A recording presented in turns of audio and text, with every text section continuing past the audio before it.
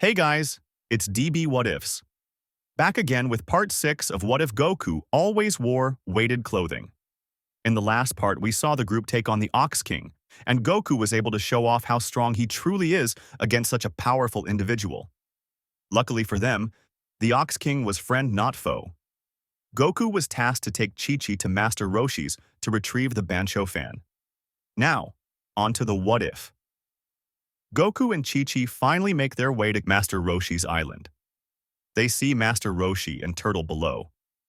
Once they make landfall, Goku says, "Hey, Master Roshi." Master Roshi looks Goku and Chi-Chi over and says, "Why, hello, Goku. Say, I thought your friend there was, taller and more appealing." Goku says, "Oh, you must be talking about Bulma.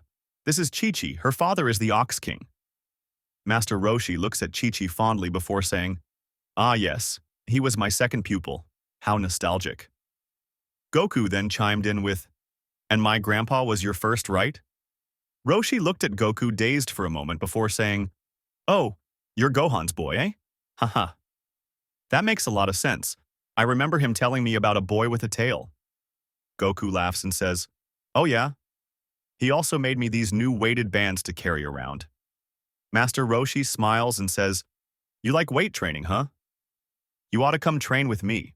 I will take you on as a pupil if your grandpa is okay with it."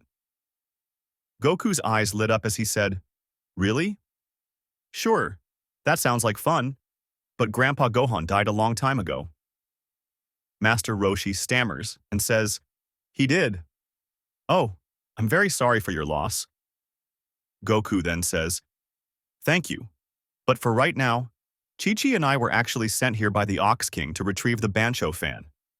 Master Roshi scratches his beard for a moment before saying, "Ah yes, the Bancho fan. Well, in exchange, do you think you could get your tall friend to go on a walk with me?"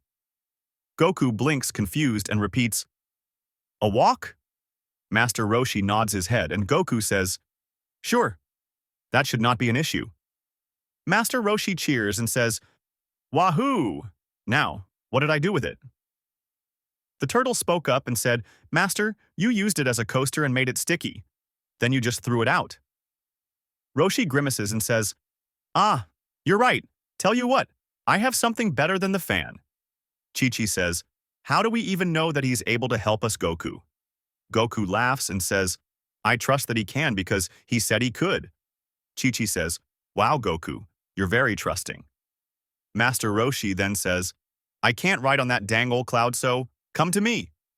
Flying Gamera. A spinning shell comes flying from the sky and lands in front of Master Roshi. Master Roshi then says, "Lead the way. I'll follow you there."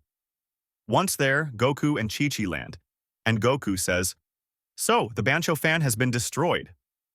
The Ox King says, "Oh no, what are we going to do?"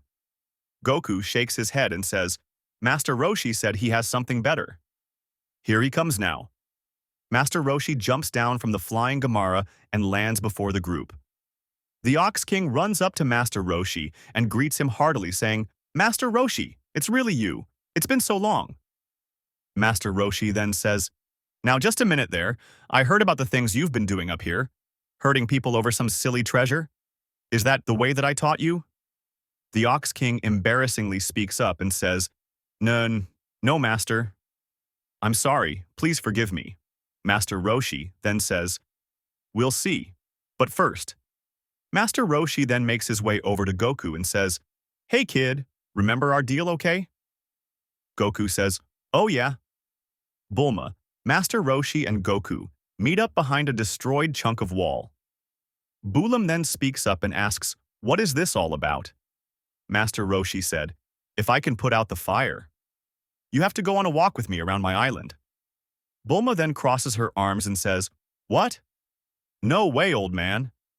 Master Roshi laughs and says, "Sorry, but your little friend here already set you up for it." Bulma looks over at Goku clearly displeased, and Goku responds with, "Well, what is the big idea? It's just a walk." Bulma groans and says, "Fine. That's all it will ever be, though." Master Roshi makes Bulma Pinky swear, and they come back. Chi-Chi says, "Look, they're back." The Ox King says, "So can you do it?" Master Roshi laughs and says, "Oh yeah, it's time to cool this mountain down." Master Roshi then gets into position and takes off his shirt, revealing a frail body. The rest of the group look on, filled with uncertainty.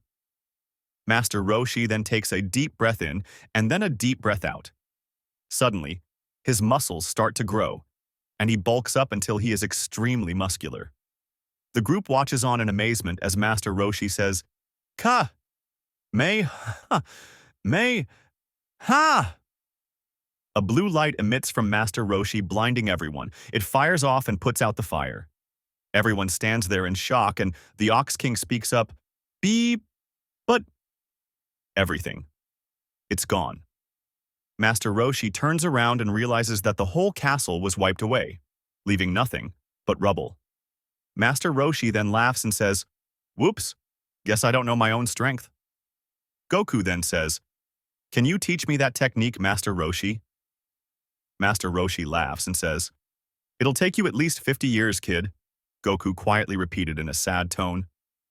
50 years? Bulma and Oolong went off to look for the Dragon Ball. Goku then cusps his hands together and says, "Ka.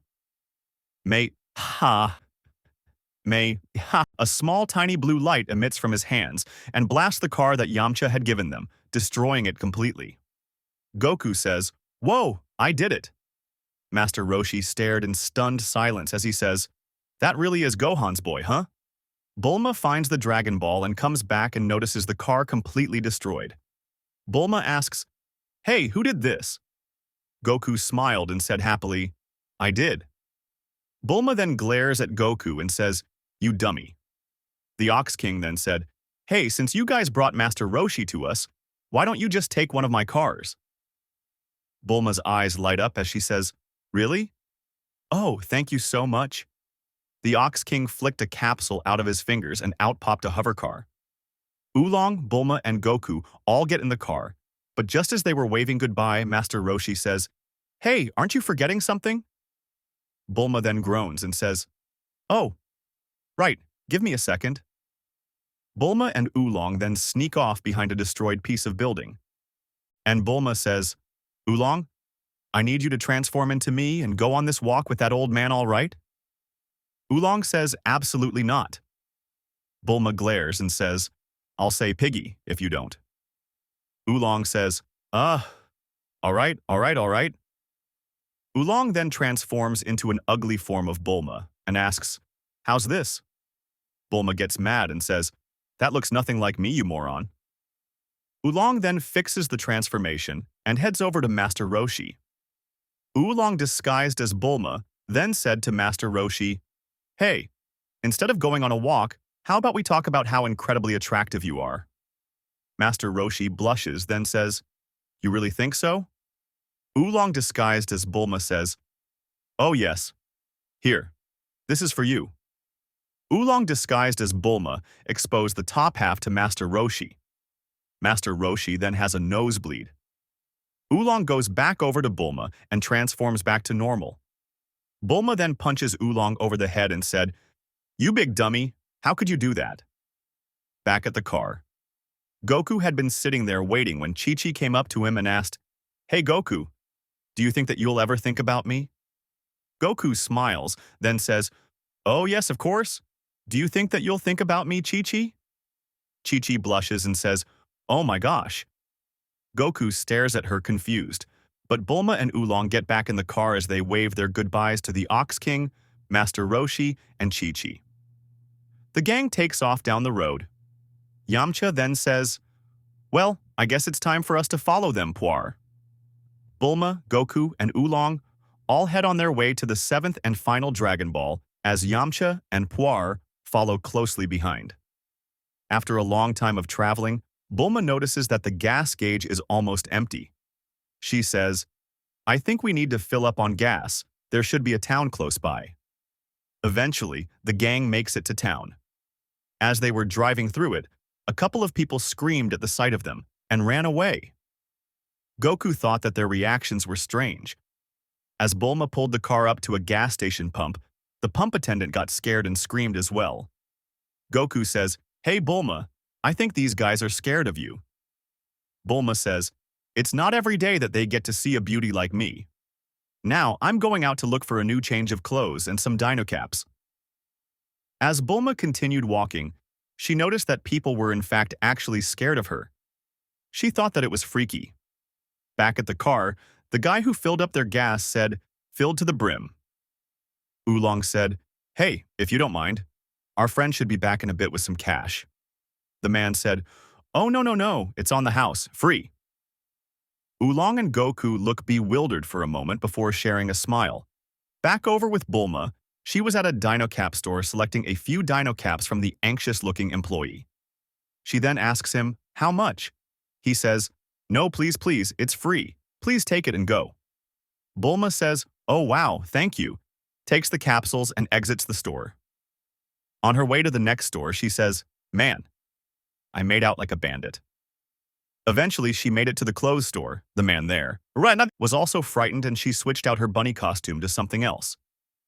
Bulma takes off her bunny ears and the frightened man becomes confused, looking at her bunny ears.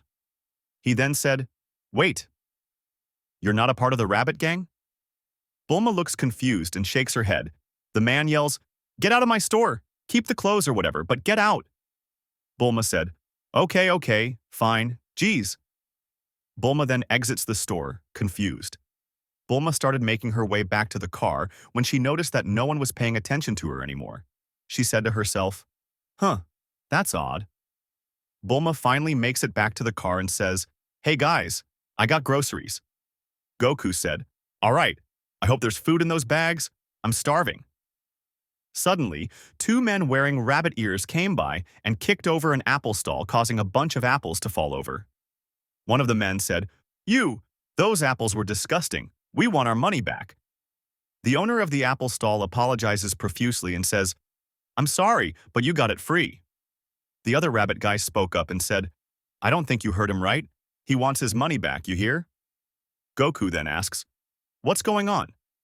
The two guys with rabbit ears on them notice Bulma, and one of them says, "Wow, have you ever seen such a pretty girl like that?" They make their way over to Bulma, and one of them asks, "Hey, would you like to spend some time with a real man?" Bulma says, "Why? Have you seen any?" One of the rabbit men speaks up and says, "You must be pretty dumb to talk to the rabbits that way." They then point a weapon at Bulma, and Bulma says, "Goku, hurry, before they hurt us. Take care of them."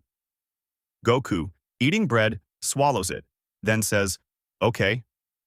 The two rabbit men start laughing, saying, "He'll take care of us, huh? Haha." Oolong then says, "He's not immune to bullets, Bulma."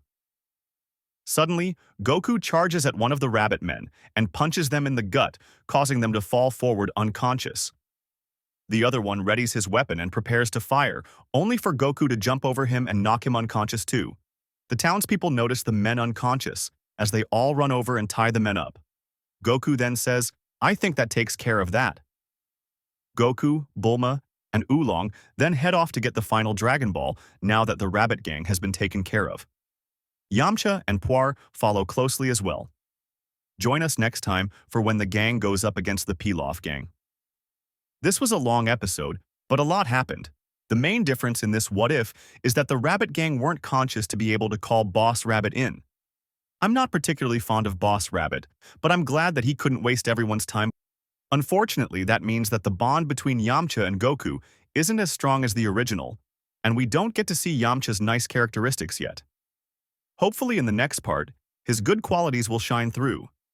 Thank you guys for tuning in. Please don't forget to like, subscribe, and leave a comment on what you'd like to see next. See ya!